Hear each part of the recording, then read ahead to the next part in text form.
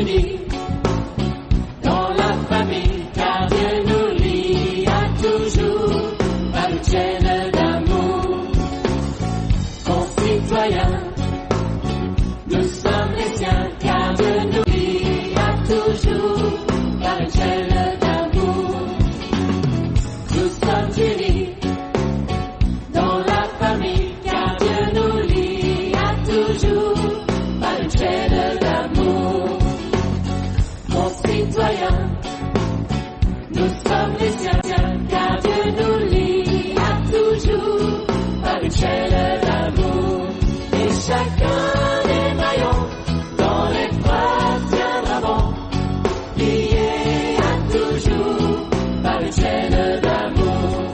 Oui, chacun des maillons dans l'épreuve tiendra bon, lié à toujours par une chaîne d'amour. Nous sommes unis dans la famille, car Dieu nous lie à toujours par une chaîne d'amour. Concitoyens, nous sommes les siens, car Dieu nous lie à toujours par une chaîne d'amour. Et chacun des maillons dans l'épreuve tiendra bon, lié à toujours par une chaîne d'amour. Oui, chacun des maillons dans l'épreuve tiendra bon, lié à toujours par une chaîne d'amour.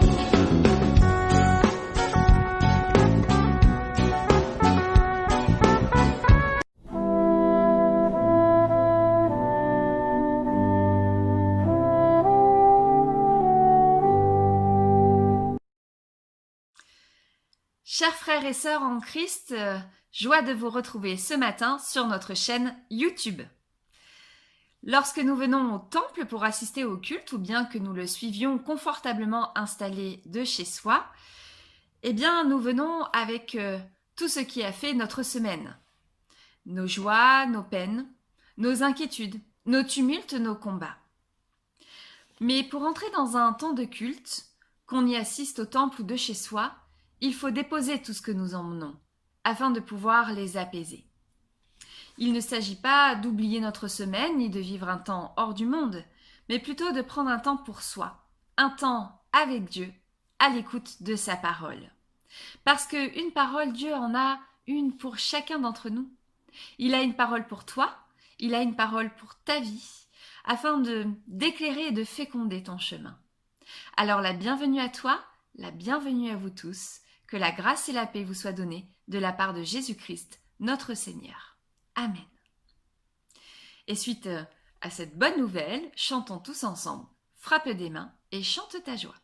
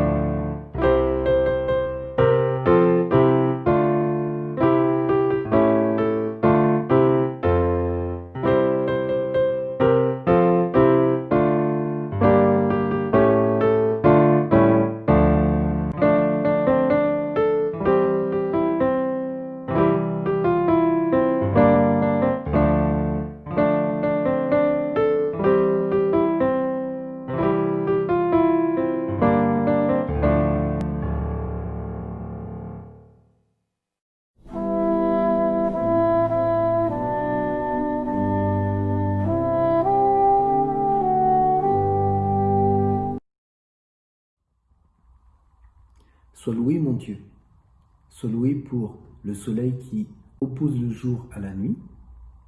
Sois loué mon Dieu, sois loué pour la nuit et la petite mort du sommeil. Sois loué pour les matins, sois loué pour la terre, sois loué pour les vergers, pour les champs et pour la vigne. Sois loué pour les forêts. Mon Dieu, sois loué pour la mer. Sois loué pour les fleuves. Mon Dieu, sois loué pour la vie. Sois loué pour le courage et l'intelligence du cœur. Sois loué pour les enfants, pour le regard des vieilles gens. Sois loué pour l'espérance. Sois loué, mon Dieu.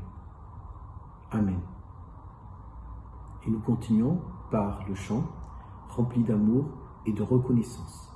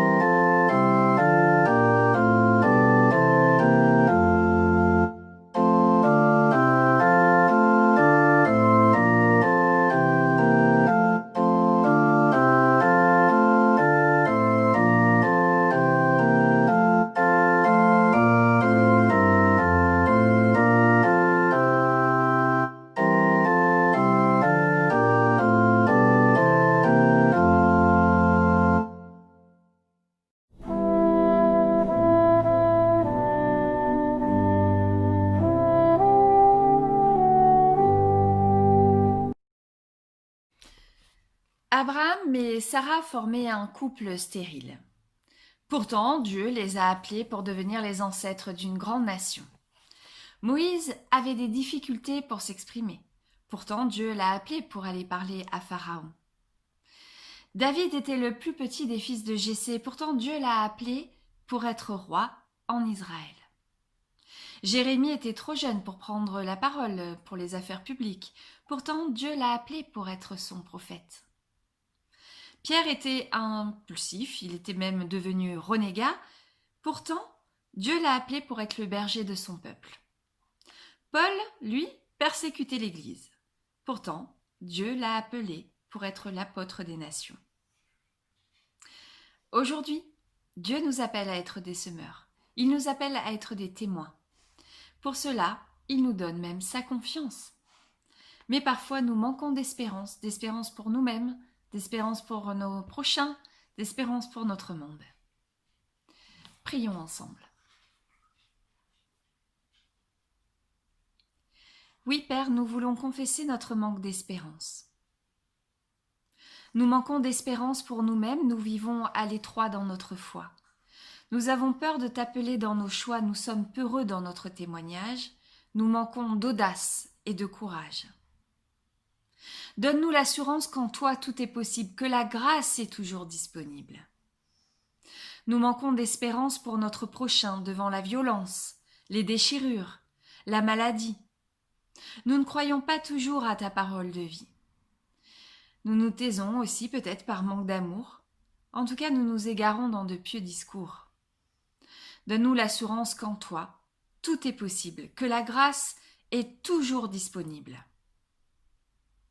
Nous manquons d'espérance pour notre monde. Quand grandissent l'indifférence et l'égoïsme, nous nous réfugions dans le silence, le fatalisme, par manque de foi ou excès de prudence, nous fuyons le combat, évitons la résistance. À nous qui sommes des infirmes de l'espérance, donne-nous l'assurance qu'aujourd'hui, tout est possible, car ta grâce est encore disponible. Amen.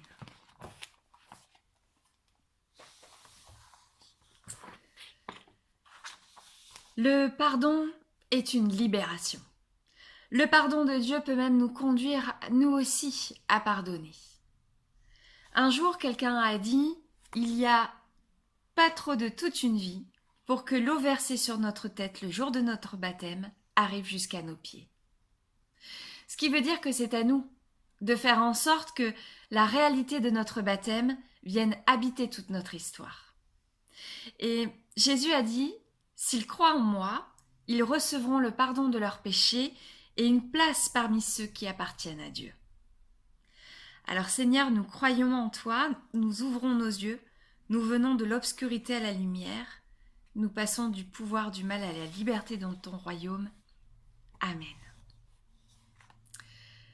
Eh bien, chers frères et sœurs, c'est à nous maintenant de nous saisir de cette parole de pardon et à la conduire jusqu'à nos oreilles, jusqu'à notre tête, jusqu'à nos pensées, jusqu'à notre cœur aussi, jusqu'à nos mains, jusqu'à nos pieds. De faire en sorte que cette parole vienne habiter la totalité de notre être, que nous vivions libres de ce qui nous pèse, libres de ce qui nous aliène, libres de nos chaînes. Et c'est le chant qui suit à présent.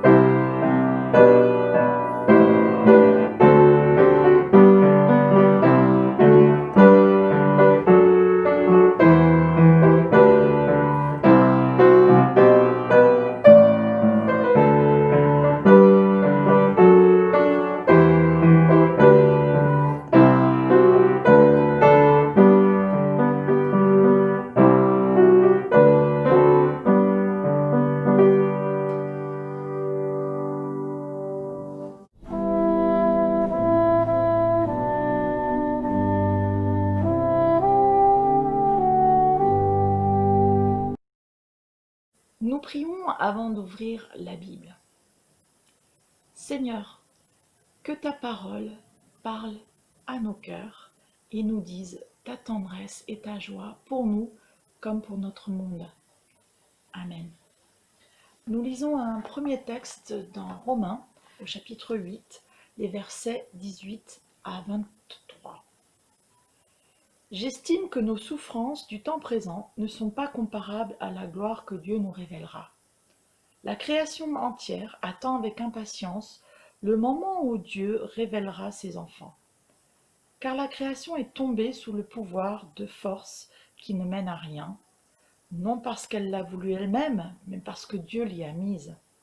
Il y a toutefois une espérance, c'est que la création elle-même sera libérée un jour du pouvoir destructeur qui la tient en esclavage et qu'elle aura part à la glorieuse liberté des enfants de Dieu.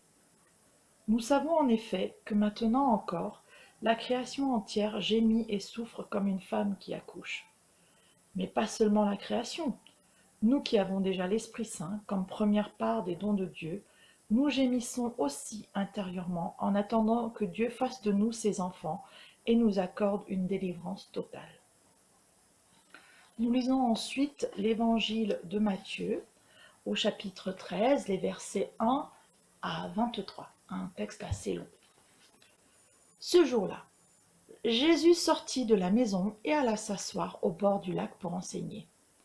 Une foule nombreuse s'assembla autour de lui, si bien qu'il monta dans une barque et s'y assit. Les gens se tenaient au bord de l'eau. Il leur parlait de beaucoup de choses en utilisant des paraboles. Et il leur disait: un jour, un homme s'en alla dans son champ pour semer. Tandis qu'il lançait la semence, une partie des grains tomba le long du chemin. Les oiseaux vinrent et les mangèrent. Une autre partie tomba sur un sol pierreux où il y avait peu de terre. Les grains poussèrent aussitôt parce que la couche de terre n'était pas profonde. Quand le soleil fut haut dans le ciel, il brûla les jeunes plantes. Elles se desséchèrent parce que leurs racines étaient insuffisantes. Une autre partie des grains tomba parmi les plantes épineuses. Celles-ci grandirent et étouffèrent les bonnes pousses. Mais d'autres grains tombèrent dans la bonne terre et produisirent des épis. Les uns portaient 100 grains, d'autres 60 et d'autres 30. Et Jésus ajouta: écoutez bien si vous avez des oreilles.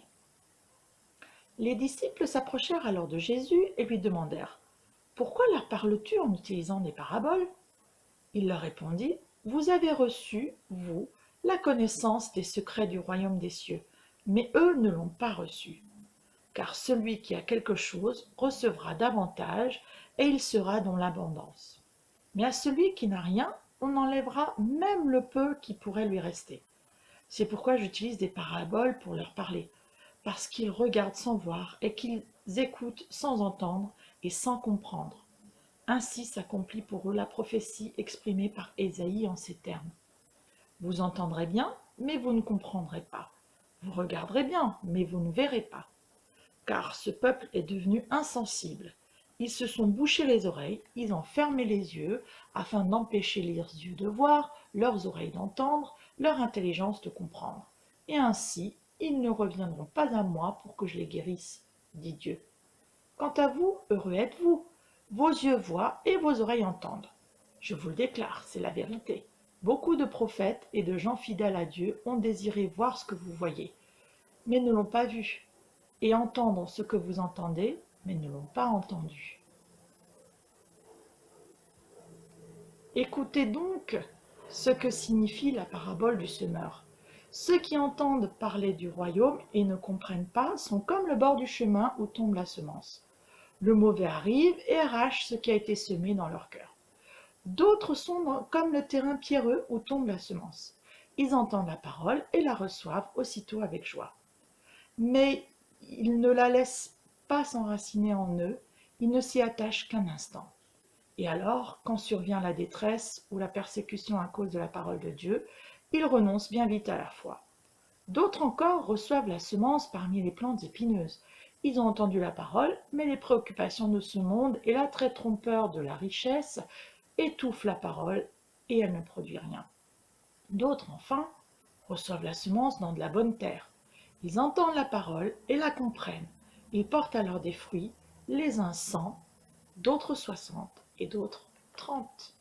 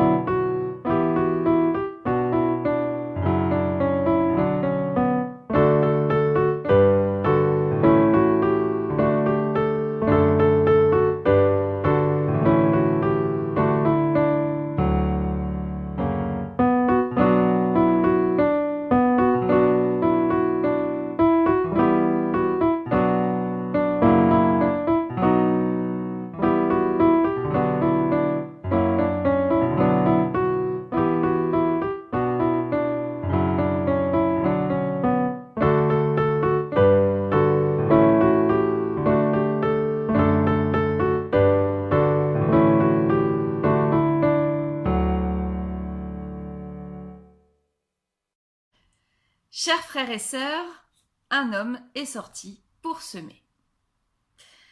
Cet homme a le geste large. Il sème, et avec générosité. D'aucuns pourraient même dire qu'il n'est pas du tout professionnel, parce que finalement, il semble qu'il y ait beaucoup de grains perdus, sinon, à quoi bon en parler? Bien sûr, il est logique que quelques grains s'échappent du champ sur lequel ils étaient répandus, mais bon, pas de quoi en faire toute une histoire. Mais nous, notre homme, eh bien, il y va largement. On pourrait se dire, à le regarder faire, quel amateur celui-là. Vous savez bien, un de ceux qui souffrent du syndrome d'un retour à la terre, qui, sous prétexte que leur arrière-grand-père était paysan, pensent que c'est comme le vélo, ça ne se perd pas. Ou alors, c'en est un qui s'applique à la beauté du geste. Et il sème, avec ampleur, comme pour une chorégraphie. Peut-être est-ce simplement un négligent. Comme ces personnes qui distribuent les pubs par 2 ou 3 dans les boîtes aux lettres pour en finir plus vite avec leurs paquets.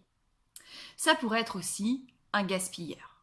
Un de ces garçons qui ont hérité de grandes richesses et qui ne comptent pas. L'exploitation est grande et les greniers sont pleins, alors on y va. La dernière possibilité, c'est que ce soit un incorrigible optimiste, utopiste même. Et pourquoi je déciderais, se dit-il, que ce terrain-là ne mériterait pas de recevoir aussi de la semence? Et si malgré tout, contre toute attente, et à l'encontre de l'expérience la plus solide, ça existait, ça poussait quand même? Pourquoi les épines seraient, de toute éternité, destinées à étouffer le bon grain? Ne sait-on pas aussi que les racines peuvent éclater les murs? Alors pourquoi pas quelques misérables cailloux pour ensuite atteindre la terre meuble? Vous allez me dire que, quand même, pour les oiseaux, il n'y a rien à faire, que les graines mangées sont perdues. Eh bien, figurez-vous que pas du tout. Je connais des graines qui, pour pousser, ont besoin même d'être prédigérées par des oiseaux pour pouvoir germer. Je vais vous raconter une histoire. Il y avait un arbre au jardin des Pamplemousses qui était le dernier spécimen de son espèce. Un arbre qui produisait des graines qu'aucun botaniste n'aurait réussi à faire germer. La situation devenait préoccupante. Si cet arbre mourait, eh bien, une espèce de plus serait rayée de notre planète. Un botaniste plus persévérant ou plus malin que les autres se demanda ce qui, sur l'île Maurice, avait changé entre la période où cet arbre poussait en liberté et aujourd'hui. Vous le savez peut-être, il y avait, eh bien, en ce temps-là, dans l'île, ce gros oiseau bien dodu et très pâteau qui s'appelait le dodo. Cet oiseau était si peu habile et si peu habitué aux prédateurs que les hommes n'eurent aucun mal à le chasser et à le capturer pour le manger jusqu'à le faire disparaître de l'île, le seul endroit au monde où il existait. Excite le dodo. Mais notre botaniste a réfléchi et s'est demandé si cela pouvait avoir un rapport. Il a alors cherché un oiseau qui pouvait se rapprocher du dodo et il a essayé de faire avaler les graines à un dindon. Et là, le miracle a eu lieu. Les graines, une fois éjectées dans les excréments du dindon, ont pu germer.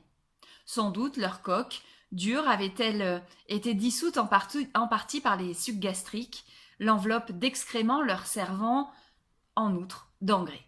Bon, bref. De petits arbres ont germé et l'espèce est sauvée. Dommage qu'il n'existe pas de graines de dodo. Mais revenons à notre semeur. Toujours imperturbable, il sème. Moi, je l'aime bien comme ça, ce semeur fou. Un homme qui ne se satisfait pas de ce qu'il a toujours constaté. Et si finalement, nous, chrétiens, nous étions tous des semeurs fous, que faisons-nous de plus raisonnable? Nous baptisons des tout petits enfants et pourtant, rien ne nous dit d'avance ce que sera la qualité de cette terre. Comme ce semeur, nous posons là un geste utopique ou plutôt un geste d'espérance. Que sera le terrain? Nous le découvrirons peut-être plus tard, mais nul ne peut encore le dire. Et ça ne nous arrête pourtant pas. Nous sommes ce faisant la main d'un semeur qui, de là-haut, a décidé de semer largement, à la volée et sur la terre entière. Allez de toutes les nations et faites des disciples, les baptisant au nom du Père, du Fils et du Saint-Esprit, et enseignez-leur à pratiquer tout ce que je vous ai commandé. Eh bien, nous aussi, nous nous efforçons, de toute évidence, de travailler avec patience et détermination pour que cette bonne nouvelle qui a éclaté il y a plus de 2000 ans, un beau matin de Pâques, soit transmise à nos enfants, à nos jeunes, à des adultes qui, un jour, poussent notre porte, à ces jeunes couples que nous accompagnaient lors des préparations de mariage. Nous faisons là l'œuvre de cultivateurs pragmatiques et persévérants. Et au lieu de nous résigner en voyant le sol pierreux ou de nous inquiéter en voyant que les épines qui gagnent du terrain, eh bien, à la place, nous préparons la terre. Nous y apportons même tous nos soins. Nous nous efforçons jour après jour de labourer, de l'amender, l'engraisser, la traiter. Bref, de lui donner toutes ses chances d'être porteuse d'une récolte généreuse. Tous ces soins concernent, bien sûr, chacun d'entre nous. Il s'agit pour tous de cultiver une familiarité avec la parole, de démontrer par l'exemple la pratique des vertus chrétiennes, que sont la solidarité, l'écoute et le respect mutuel. Mais nous pouvons faire encore mieux. Et à l'image de notre semeur surtout, nous pouvons cultiver ce regard d'espérance, porté malgré tout sur notre monde. Car si l'espérance est bien une vertu chrétienne, c'est surtout parce qu'elle témoigne que rien, ni personne, ne se réduit jamais aux apparences, et qu'il faut apprendre à discerner au milieu du brouhaha du monde ces signes qui nous disent que rien n'est jamais perdu, que tout reste toujours possible. C'est nous tous qui sommes devant nos écrans, et ailleurs, dans toutes les églises, dans tous les temples, arrivons à transmettre ce regard-là à ceux et celles qui nous entourent, eh bien nous leur changeons leur approche du monde. Et soyons-en sûrs, ils y puiseront beaucoup de force.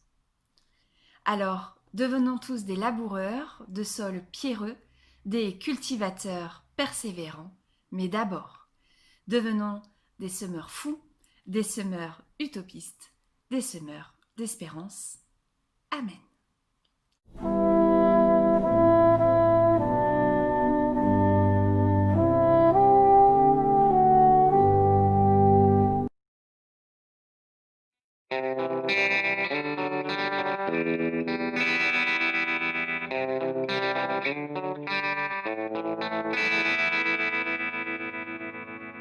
Marcher, aimer, servir un prochain, parler, oser, devenir témoin. Marcher, aimer, servir un prochain, parler, oser, devenir témoin. Habiter ce monde et cultiver ce jardin, recevoir enfin l'appel à bâtir demain. Veiller sur la flamme jusqu'au milieu des ravins, oser rompre avec un frère un morceau de pain. Marcher, aimer, servir un prochain, parler, oser, devenir témoin. Marcher, aimer, servir un prochain, parler, oser, devenir témoin. Résister sans armes, avec la force d'aimer, recevoir enfin la foi et la dignité, protester sans haine, défendre la liberté, accueillir les différentes sources d'unité. Marcher, aimer, servir un prochain, parler, oser, devenir témoin. Marcher, aimer, servir un prochain, parler, oser, devenir témoin. Prier un Seigneur et reconnaître Sauveur, recevoir le plaisir d'une vie apaisée, soigner les malades, visiter été les prisonniers, être les témoins d'une vie ressuscitée, marcher, aimer, servir un prochain, parler, oser, devenir témoin, marcher, aimer, servir un prochain, parler, oser, devenir témoin, préserver la vie, renaître d'humilité, refuser l'illusion d'une terre sans fin, rejeter les peurs des gardiens de vérité, restaurer les brèches et préparer les chemins, marcher, aimer, servir un prochain, parler, oser, devenir témoin.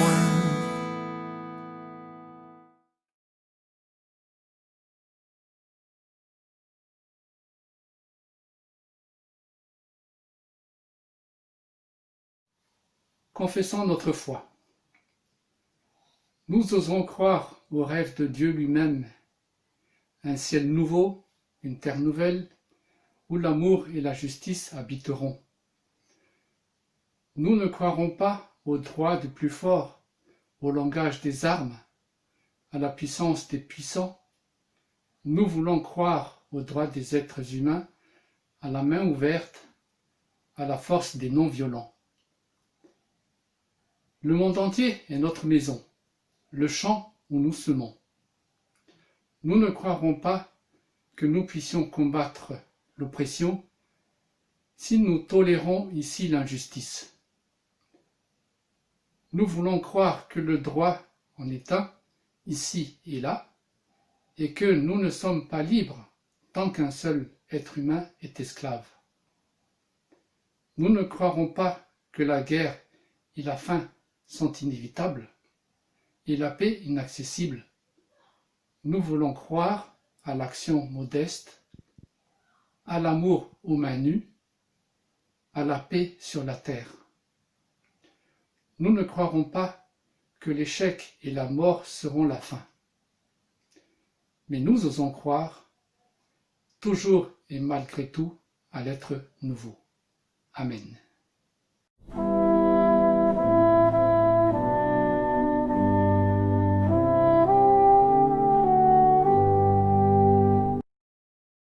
Voici quelques annonces concernant la vie de notre paroisse. Dimanche prochain, le 19 juillet, aura lieu un culte au Centre Saint-Paul à Noisiel. Nous sommes toujours soumis à un certain nombre de règles sanitaires. Nous devons donc contrôler le nombre de personnes présentes ce jour-là au Centre Saint-Paul. Il est donc important de préciser votre venue en téléphonant à Romy. La capacité d'accueil du Centre Saint-Paul est un petit peu plus importante que le temple de Chelles, donc n'hésitez pas à vous manifester auprès de Romy en lui téléphonant. Je vous informe aussi des vacances de notre pasteur. Donc Romy sera en vacances du 20 juillet jusqu'au 3 août inclus pour une première période. Nous avons aussi une demande de prière de la part d'une de nos paroissiennes. Alors, elle nous demande de porter dans la prière le gendre d'une de ses amies qui se prénomme Damien. Il est en soins palliatifs et dans le coma et les médecins ne lui donnent plus beaucoup de temps à vivre. Donc nous pouvons prier pour lui, pour sa femme Julie et son fils Léo qui a 2 ans et demi. Nous pouvons prier pour sa famille et pour ses amis. C'est maintenant le moment de l'offrande. Nous avons toujours la possibilité de faire un virement sur le compte de la paroisse ou de faire un don en ligne sur le site internet de notre paroisse ou encore en dernier recours d'envoyer un chèque à notre trésorier. Que chacun de nous donne avec joie, avec un cœur bien disposé et sans regret.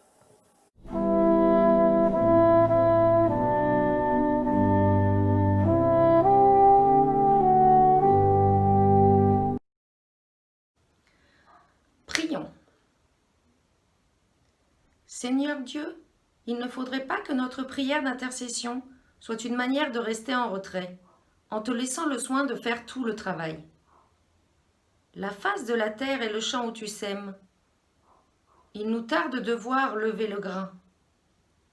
Quand nous voyons l'ivraie pousser avec le blé, quand le bien et le mal se mêlent dans nos vies, quand s'obscurcit ta parole, quand elle est trahie, défigurée, conservée jalousement, quand vient s'affaiblir l'espoir dans le cœur d'un être humain, quand le doute nous prend au carrefour des chemins, Seigneur Dieu, envoie ton esprit. La face de la terre est le champ où tu sèmes. Sur tous ceux que tu aimes, sur tous ceux qui te cherchent, sur tous ceux qui pensent t'avoir trouvé, sur tous ceux qui prononcent ton nom, sur tous ceux qui ne l'ont jamais entendu, envoie ton esprit. La face de la terre est le champ où tu sèmes. Il nous tarde de voir lever le grain. Sur tous ceux qui portent témoignage à l'Évangile, sur tous ceux qui œuvrent pour le royaume, cachés au cœur du monde et sans efficacité apparente, sur tous ceux qu'on écoute et qui entraînent les autres, envoie ton esprit. Et nous disons ensemble la prière que Jésus nous a enseignée. Notre Père qui es aux cieux, que ton nom soit sanctifié, que ton règne vienne, que ta volonté soit faite sur la terre comme au ciel. Donne-nous aujourd'hui notre pain de ce jour. Pardonne-nous nos offenses comme nous pardonnons aussi à ceux qui nous ont offensés. Et ne nous laisse pas entrer en tentation, mais délivre-nous du mal, car c'est à toi qu'appartient le règne, la puissance et la gloire. Amen.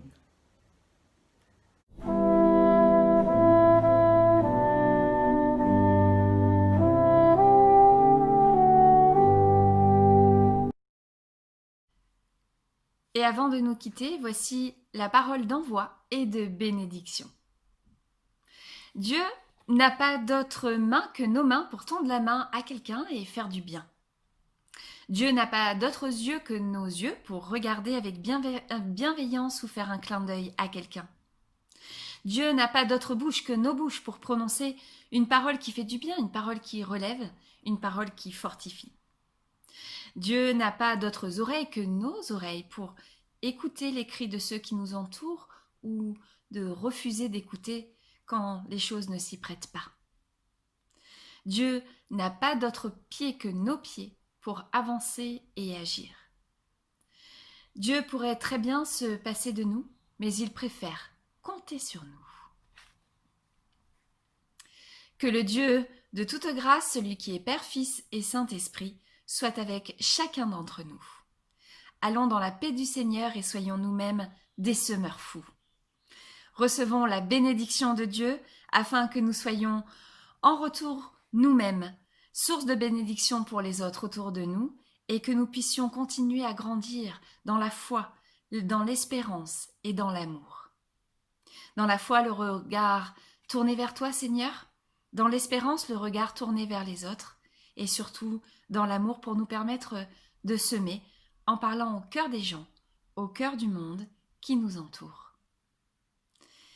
Et c'est sur ce dernier cantique que nous vous souhaitons une bonne journée.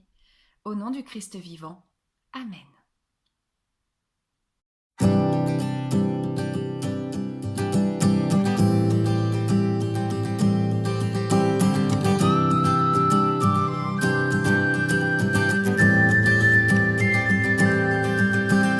Parlez au cœur du monde, chantez-lui les refrains, les échos d'une alliance, les éclats du divin.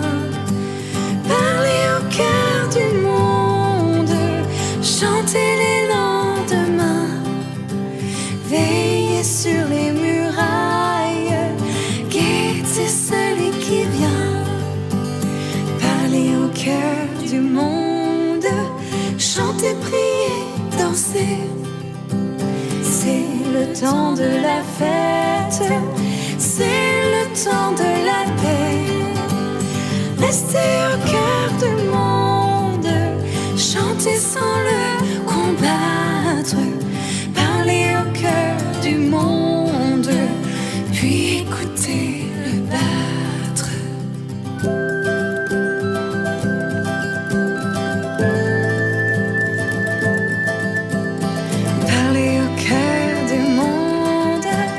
chantez-lui les refrains, les échos d'une alliance, les éclats du divin.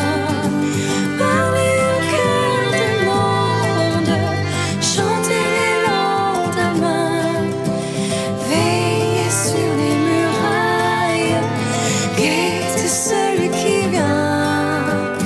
Parlez au cœur du monde, chantez, priez.